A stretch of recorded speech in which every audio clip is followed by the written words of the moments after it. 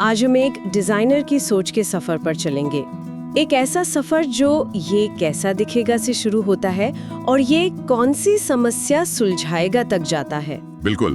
और इस सफर का नक्शा है डिजाइन फॉर डमीज किताब का दूसरा chapter, developing your problem solving skill. हाँ, क्योंकि अक्सर जो नए डिजाइनर्स होते हैं वो सोचते हैं कि उनका काम बस कुछ सुंदर बनाना है जो देखने में अच्छा लगे, लेकिन लेखक साफ कहता है कि ये सोच अधूरी है। अधूरी नहीं, मैं कहूंगा कि ये सोच एक आर्टिस्ट की है, डिजाइनर की नहीं। देखिए, एक अनुभवी डिजाइनर जानता है कि डिजाइन का असली काम है प्रॉब्लम सॉल्विंग करना। मतलब कुछ बनाने से पहले सोचना, बहुत सोचना। वो किसी भी प्रोजेक्ट पर काम शुरू करने से पहले उसके लक्ष्य क्या हैं, ऑडियंस कौन है, इन सब पर गहरी रिसर्च करते हैं। डिजाइन सिर्फ आर्ट नहीं है, वो कम्युनिकेशन है, फंक्शन है। तो चलिए आज इसी नक्शे की परतों को खोलते हैं और समझते हैं कि एक सफल डिजाइनर की तरह सोचना असल में होता क्या है।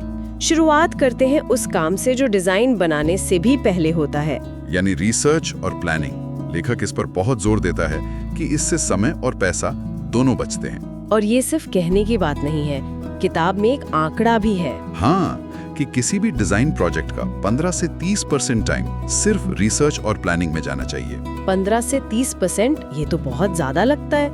मतलब इतना समय जब आप असल में कुछ बना भी नहीं रहे। लेकिन अगर आप ऐसा नहीं करते तो आप अंधेरे में तीर चला रहे हैं। आप अपनी पसंद नापसंद, अपनी धारणाओं के आधार पर डिजाइन बनाते हैं और हो सकता है वो आपको बहुत अच्छा लगे, लेकिन अगर वो क्लाइंट के बिजनेस के लिए या असली ऑडियंस के लिए काम नहीं करता तो वो एक फेल्ड डिजाइन है।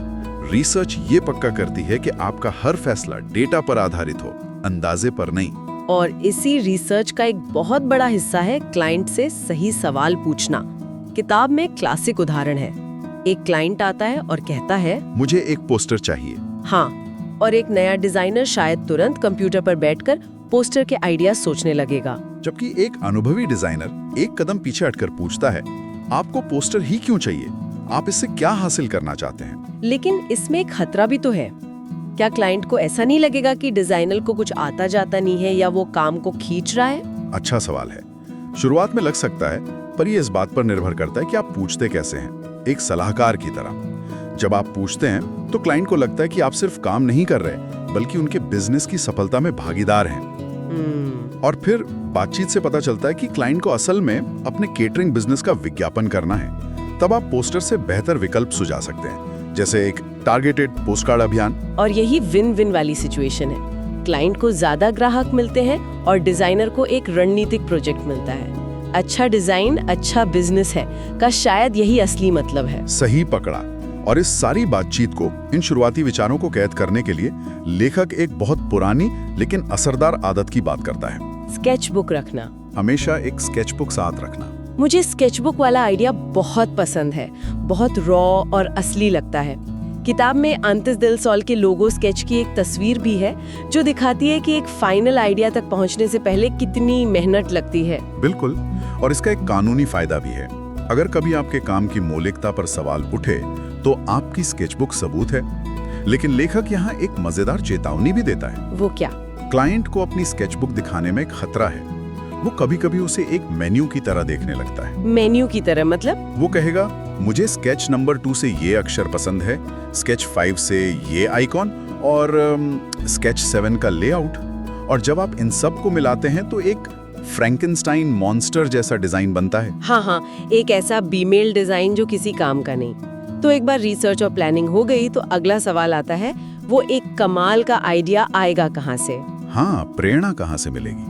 और यही सबसे बड़ी गलती है जो नए डिजाइनर करते हैं। वो सिर्फ दूसरे डिजाइन देखते हैं। जबकि लेखक कहता है कि अपनी इंडस्ट्री से बाहर देखो। आर्किटेक्चर, फैशन, बायोलॉजी, संगीत। प्रेरणा कहीं से भी आ सकती है। डिजाइन की दुनिया में इसे सिंथेसिस कहते हैं। सिंथेसिस? ये सुनने में थोड़ा भारी शब्द लगता है। इसका मतलब सीधा सा है, अलग अलग दुनिया की चीजों को जोड़कर कुछ नया बना देना। ये नकल नहीं है, ये कनेक्शन बनाना है। किताब में बीबीक्यू सॉस के लेबल का एक शानदार उदाहरण है। डिजाइनर ने दूसरे बीबीक्यू के लेबल नहीं देखे? नहीं, उसने महंगी विस्की की बोतलों की पैकेजिंग देखी। विस्की की बोतलें प्रीमियम, कारीगरी, विरासत का एहसास देती हैं। अच्छा। जब इस एहसास को बीबीक्यू सॉस पर लागू किया गया तो वो सॉस भी बाजार में सबसे अलग और प्रीमियम नजर आने लगा।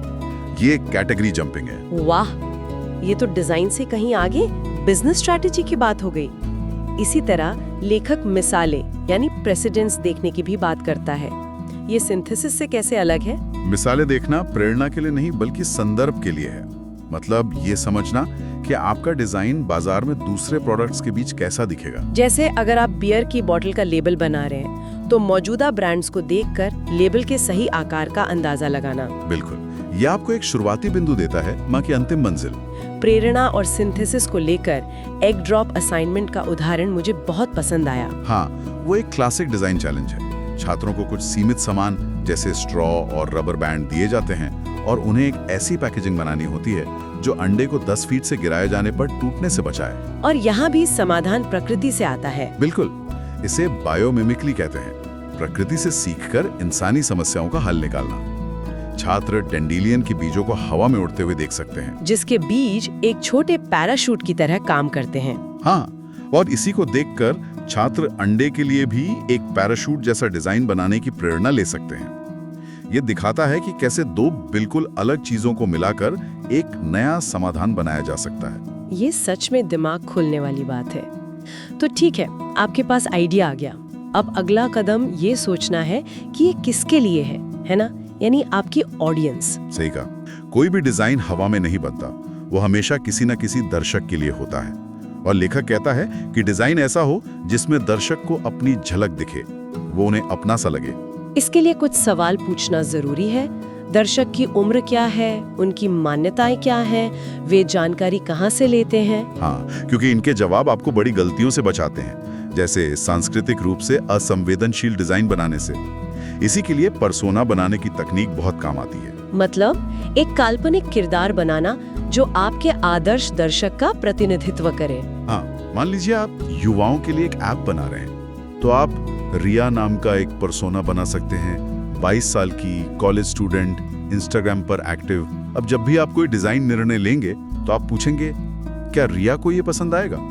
इससे आपकी अपनी पसंद प्रोजेक्ट से बाहर रहती है। बिल्कुल। मुझे मैकडॉनल्ड्स वाली तुलना बहुत दिलचस्प लगी। एक डिजाइनर को मैकडॉनल्ड्स की तरह नहीं बल्कि एक स्थानीय शेफ की तरह होना चाहिए। हाँ, मैकडॉनल्ड्स का बर्गर हर जगह एक जैसा और भरोसेमंद होता है, लेकिन कोई उससे अपने जीवन का सबसे अच्छा बर्गर नहीं कहेगा। जबकि एक स्थानीय शेफ जानता है कि स्थानीय लोगों को क्या पसंद है।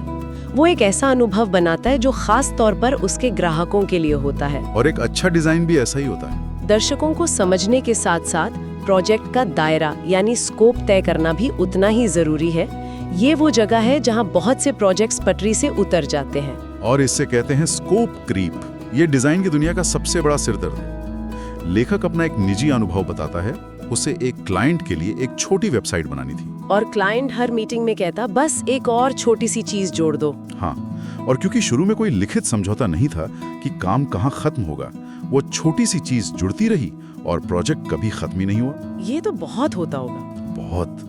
इसलिए स्कोप ऑफ वर्क के बिना कोई भी प्रोजेक्ट शुरू नहीं करना चाहिए। यह क्लाइंट और डिजाइनर दोनों को बचाता है। तो प्रोजेक्ट की सीमाएं तय करने के बाद अब शायद समय है बाहर की दुनिया को देखने का, मतलब एक मैक्रो व्यू। बिल्कुल। और इसकी शुरुआत होती है प्रतिस्पर्धी विश्लेषण यानी कॉम्पिटिटर एनालिसिस से। इसका मतलब है ये समझना कि बाजार में आपके कॉम्पिटिटर्स क्या कर रहे हैं। लेकिन इसका मकसद नकल करना तो नहीं है। नहीं, बिल्कुल नहीं। इसका असली मकसद है बाजार में मौजूद खाली जगहों यानी गैप्स को पहचानना। ये देखना कि ऐसी कौन सी जरूरत है जिसे कोई और पूरा नहीं कर रहा है, ताकि आपकी आवाज उस भीड़ में अलग सुनाई दे। एग्जैक्टली। बड़ी तस्वीर देखने का एक और पहलू है डिजाइन के रुझानों यानी ट्रेंड्स पर नजर रखना। डीजे डिप्लो वाली कहानी बहुत मजेदार है। हाँ, वो एक बेहतरीन कहानी। एक छात्र ने डीजे डिप्लो के एक मजाकिया ट्वीट पर तुरंत प्रतिक्रिया दी और उसके लिए एक लोगो डिजाइन करके पोस्ट कर दिया, और उसे कॉन्सर्ट में मंच पर बुला लिया गया। हाँ, ये दिखाता है कि ट्रेंड्स को फॉलो करने का मतलब सिर्फ डिजाइन स्टाइल देखना नहीं है, बल्कि ये भी जानना है कि इंडस्ट्री के बड़े लोग किस बारे में बात कर रहे हैं। मौका कहीं से भी आ सकता है। और इसके लिए गूगल ट्रेंड्स, बिहांस, ड्रिबल जैसे टूल्स भी हैं। बिल्कुल, लेकिन यहाँ भी चेतावनी वही है, ट्रेंड्स की अंधी नकल मत करो। उन्हें एक जैज संगीतकार की तरह देखो जो एक जानी पहचानी धुन लेता है और उस पर अपनी कलाकारी से कुछ नया बना देता है। रंगों और आकृतियों की भी अपनी एक भाषा होती है। जैसे हेल्थ केयर में हर तरफ नीला रंग दिखता है, शांति और भरोसे के लिए। हाँ, लेकिन एक डिजाइनर का काम भीड़ का हिस्सा बनना नहीं, अलग दिखना है। तो आप नीले के पड़ोसी रंग जैसे हरा या बैंगनी का सुझाव दे सकते हैं। वो भी शांति का भाव बनाए रखते हैं, लेकिन ब्रांड को एक अलग पहचान देते हैं। सही बात। इसी तरह एक सोलर पैनल कंपनी के लोगों के लिए एक चौकोर आकृति स्थिरता का संदेश दे सकती है, एक त्रिभुज प्रगति का और एक जैविक आकृति प्रकृति से जुड़ाव का। ये सब कंपनी के मुख्य संदेश पर निर्भर करता है। बिल्कुल।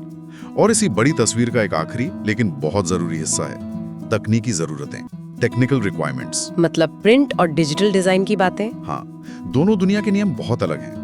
प्रिंट के लिए आपको ब्लीड, CMY के कलर मोड और 300 DPI का हाई रेजोल्यूशन चाहिए ताकि प्रिंट धुंधला ना दिखे। और डिजिटल के लिए RGB कलर मोड, फाइल का आकार छोटा रखना और सबसे जरूरी रिस्पॉन्सिव डिजाइन, ताकि आपका काम मोबाइल से लेकर बड़ी डेस्कटॉप स्क्रीन तक हर जगह सही दिखे।